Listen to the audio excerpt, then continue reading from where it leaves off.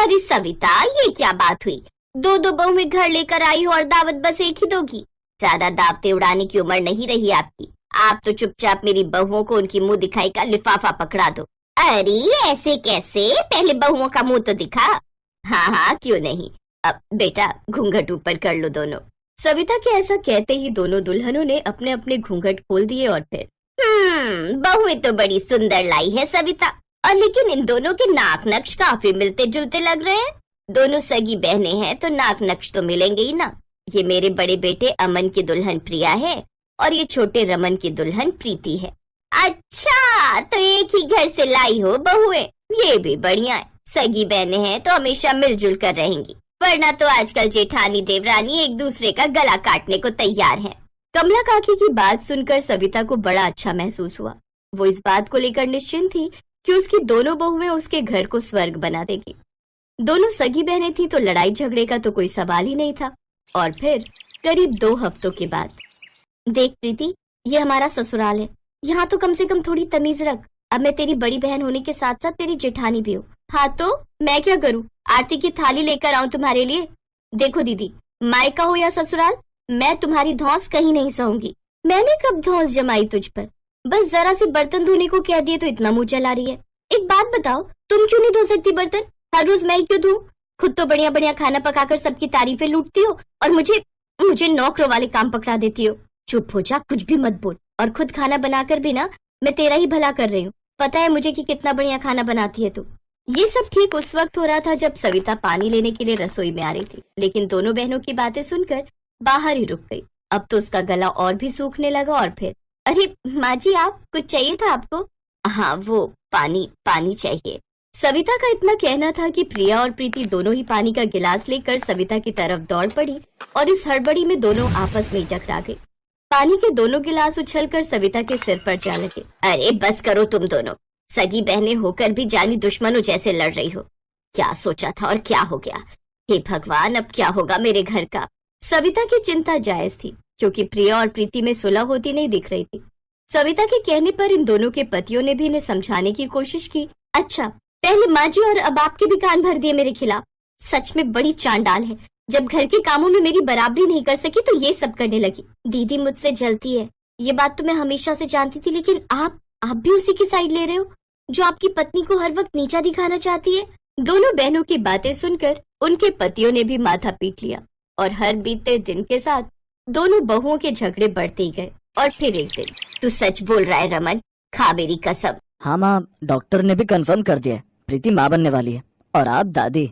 ये खबर सुनकर जहाँ घर के सभी लोग बहुत खुश थे, तो वहीं प्रिया का चेहरा उतरा हुआ था क्योंकि काफी इलाज करवाने के बाद भी वो प्रेग्नेंट नहीं हो पा रही थी और ये बात प्रीति भी अच्छी तरह से जानती थी। माँ जी, अब मैं आपसे कुछ मांगू तो आप मुझे देंगी? हाँ हाँ, क्यों नहीं।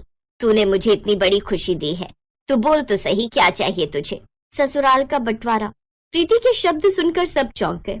प्रिया भी आंखें फाड़े उसकी तरफ ही देख रही थी और फिर, ये तो क्या बोल रही है प्रीति? होश में तो है? हाँ, पूरे होश में हूँ, इसीलिए ये कह रही हूँ। मैं नहीं चाहती कि अपनी जलन के चलते कोई मुझे या मेरे बच्चे को नुकसान पहुंचाए।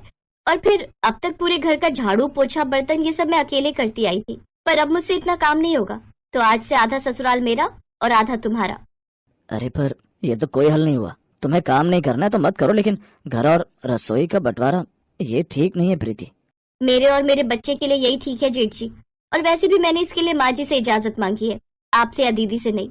ये कहकर प्रीति अपनी सास सविता की तरफ देखने लगी जो बुद्ध बनी बैठी थी। फिर काफी देर सोचने और समझने के बाद सविता ने अपना फैसला सुनाया। मुझे भी ऐसा ही लगता है कि अब दोनों बहुओं को अपनी गृहस्थी अलग अलग ही संभालनी चाहिए। अगर इसी से मेरे घर में शांति आती है तो मुझे ये भी मंजूर है।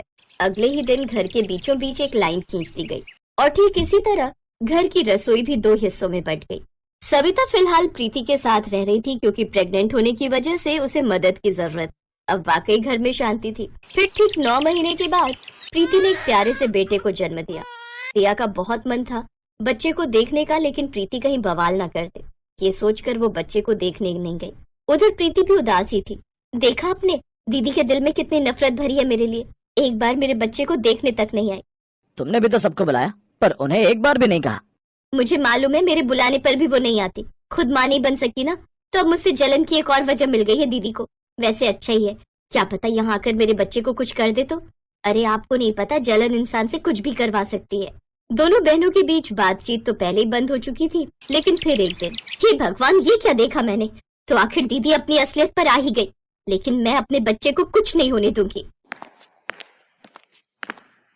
तभी उसे अपने बच्चे के खिलखिलाने की आवाज आई, जो आराम से प्रिया की गोद में उसके साथ खेल रहा था, और प्रिया उसे बड़े प्यार से पुचकार रही थी।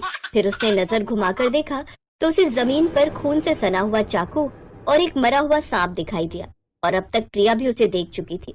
फिक्र मत कर, मैं तेरे बच्चे की दुश्मन नहीं हूँ। सांप को अंदर जाते देखा तो खुद को रोक नहीं पाई।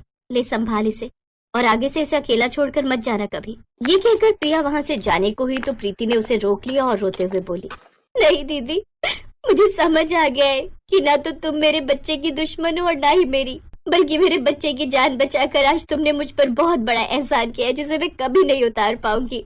चुप कर, बढ़िया ही एहसान चुकाने वाली। ये कहकर प्रिया ने प्रीति को गले से लगा लिया, और इसी के साथ दोनों बहनों के बीच सारे गिले शिकवे भी मिट गए।